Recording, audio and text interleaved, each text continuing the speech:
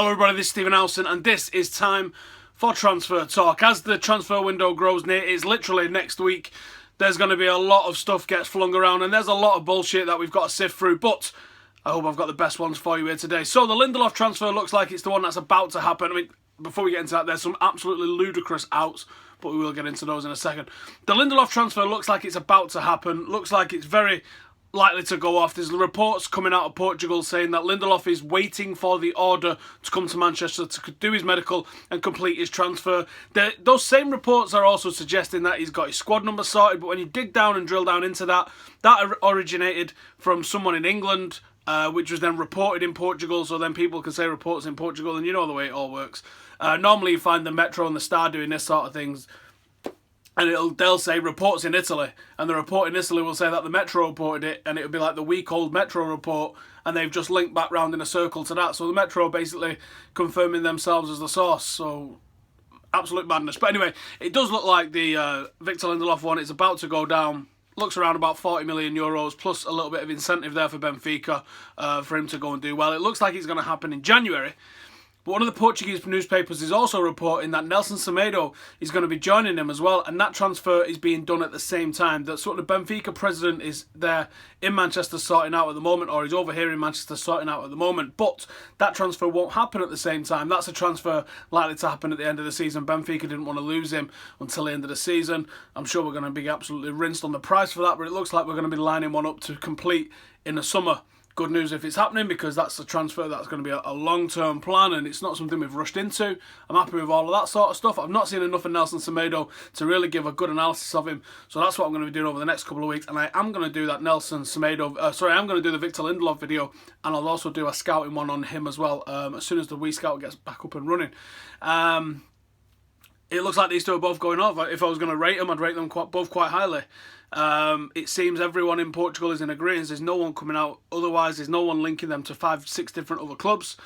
Unlike this one. This one's an out, because that's it for the ins. There's only a couple of ins. This one's an out. Anthony Martial. Last week we saw him linked with West Ham in a swap deal for Payet, which was one of the stupid... Honestly, you couldn't have made up a more ridiculous rumour for me than that. That was absolutely bananas. But this one has to be paid a little bit of credence. This is Sevilla. Now, the people that are saying Martial could be going to Sevilla on loan are the same people that broke his transfer to Manchester United before anyone in England had even heard of him. And these are the same ones that come out and said that he wasn't happy with his squad number allocation, all the rest of it.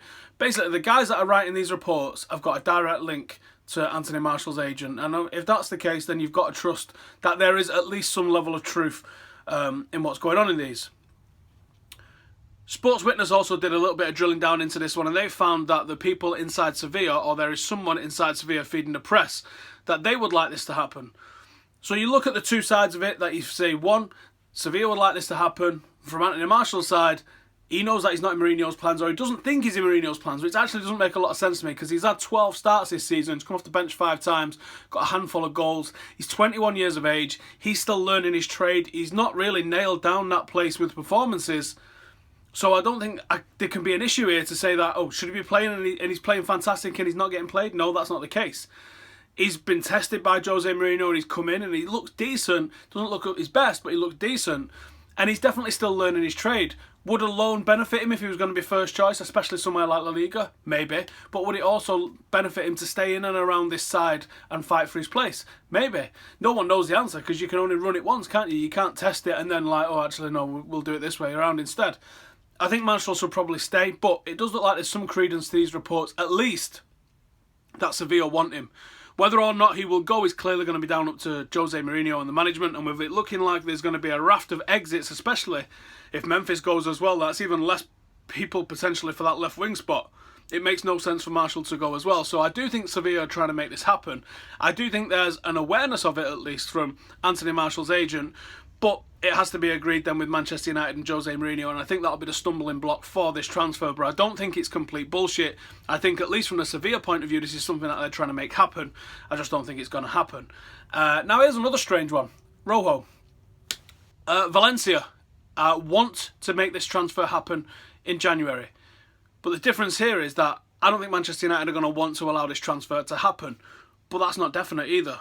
I reckon that Valencia started negotiating with Manchester United probably in October or November when Rojo was out the first team picture.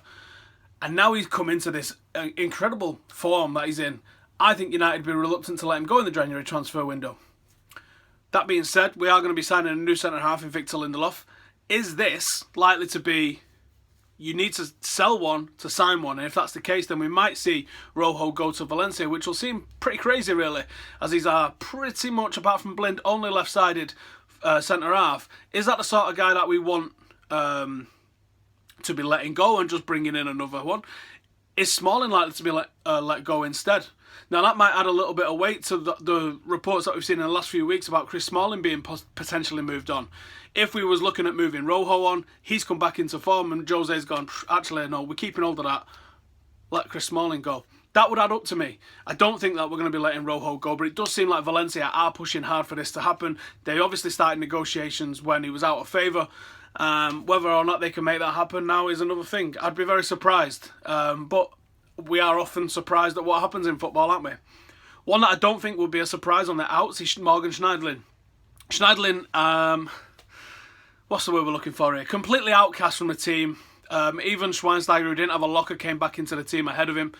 I don't even know how many appearances he's had. Is it one this season that he's had for us? Completely ignored. Absolutely completely ignored. First it was Everton, then it was West Brom. Even with Purely saying that, yes, we've had a bid for him, and then with Mourinho confirming that he spoke to the player and the player has asked to leave. This is a guy that's definitely going in January. But now Juventus have emerged on the scene. Calcio Mercato over in Italy, citing various different reports that he's going to be moving on. And I expect him probably to be moved on. I would love to think that he'd go to Juventus because I think he'd do an excellent job there. I still think he's a top-tier central midfielder, or at least can be a top-tier central midfielder. Going to West Brom or Everton, if you've got Juventus on the cards as well, is absolute madness. So I hope he goes to Juventus, and I hope he shows what he can do because I think there's a fine footballer in there, and I think we've not really done our best by him.